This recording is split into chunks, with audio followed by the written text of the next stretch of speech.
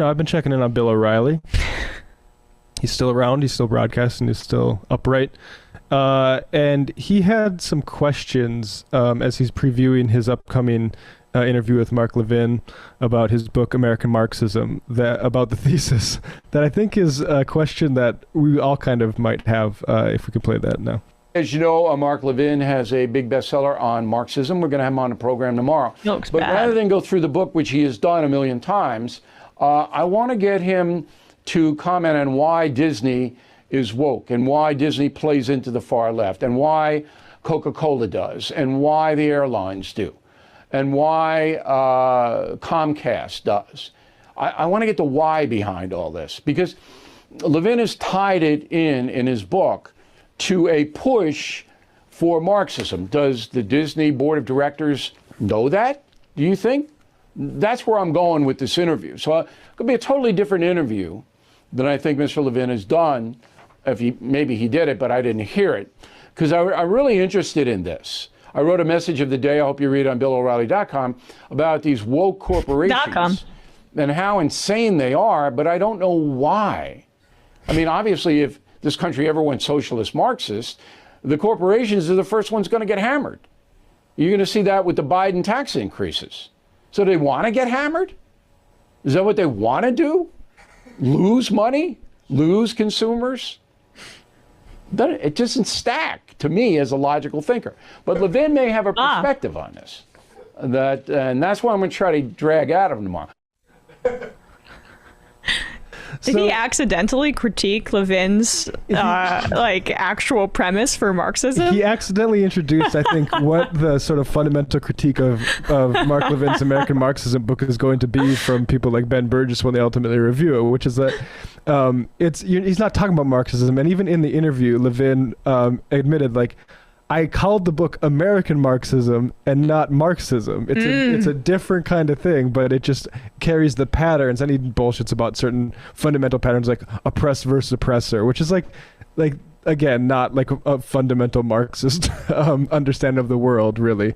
But everything is Marxism, and from CRT and wokeness and that stuff. So well, I can see that. I think, it all fits into the same bucket of what, right-wing media is complaining about and what right-wingers are complaining about and just online is that, culturally speaking, at the highest levels of Hollywood or TV, right-wingers are a joke. And to them, the idea that Disney is going woke to make money because there are just more people who want to buy woke stuff, buy stuff that's inclusive in the most shallow neoliberal way than who want to buy stuff that actively makes fun of them or actively excludes them. And so, that's the same argument about the military. The military wants more people to send to war. It doesn't care your race, creed, gender. It wants to, pump you into that meat grinder because it makes people money. And this is where sort of the ideological faction of the far right kind of butts heads with that just people, grift faction, where it's some people are just okay with making money off of people suffering, even if they have to eat a little shit. And in this case, that eating shit is just going oh yeah, we had to make an apology to the trans community as PepsiCo because we accidentally did something, but please keep buying our chips. It's for people who operate in the media world where it's all about ego and losing face and that kind of, I need to be accepted because I want to be an influencer in the world of politics. They just can't understand that for some companies or for all companies and for the military, doesn't matter. It really doesn't matter. There's just not enough people who will buy stuff just because it actively excludes groups of people. Then there are people who would buy it if it includes them. So that's why Disney makes Pixar movies with gay couples now, because they want to appeal to more gay couples. It's very simple, but people treat it like it's this is the first time they've heard of it just because now they're being the ones actively excluded by marketing. Yeah, well, it's because it must be some sort of American Marxist plot. Everything that they don't like involves Marxism. Well, it must be some sort of indoctrination, and it's very ironic given the history of American media, where it's it took to decades before, in the 50s, we could put a man and a wife in the same bed, let alone see kisses between people who aren't of the same race and these sorts of things, right? The Hays Code. Right, like, and which was an imposed sort of ideological and media discipline regime, and this is just appealing to consumers' preferences, and that's conspiracy. Yeah, I mean, they're complaining about marketing, and I'm like, okay, well, I mean, yeah, like, I guess you should try not to be in that portion of the population who can only watch things that are racist to other people.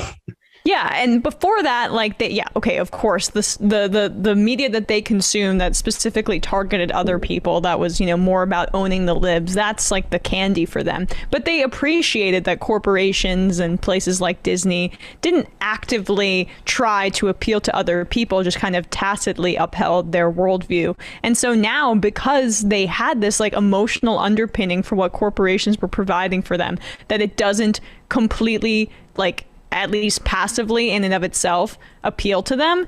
Like, they act as if it's the end of the world. It's the most pathetic thing I've ever seen in my life. Well, again, a lot of that's also nostalgia, because I remember the last thing I heard Republicans or conservatives complaining about going woke was Disney and that Captain America, some Captain America thing. And it was like, you don't know anything about the history of Captain America. It's like it's an entirely imaginary history that they've constructed that they just assume was something that they would have been privileged in. When if you actually read all that Captain America comics, it ranges here and there, but sometimes it's, anti-landlord, sometimes it's anti-America, sometimes it's pro-America, sometimes they're criticizing race in America. It's not just like one long, like, America is great thing. But, going to like the American Marxist argument and how labored it is for them to even try to attach that name to what they're doing, they're just allowed to like create their own definitions for words in the media. And it's just coddled because like otherwise you don't have any right wingers on your show. And then they complain about that too, because like, ultimately they don't even really have the intellectual curiosity to go through the legwork of researching the thing that they are criticizing or promoting past like whatever they've just heard. Right. I mean, that's an important point about Levin, who has been saying the Franklin School instead of the Frankfurt School in multiple interviews and in the book text itself. Calls the Frankfurt He's trying School, to Americanize the Frankfurt School. Don't you understand? It's American Marxism. I mean, if you want to throw, yeah, exactly. Ben Franklin is basically a proto-Mao. Yeah.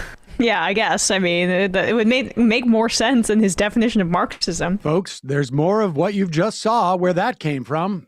That's if you hit the subscribe and like button. Thank you. Really, thank you.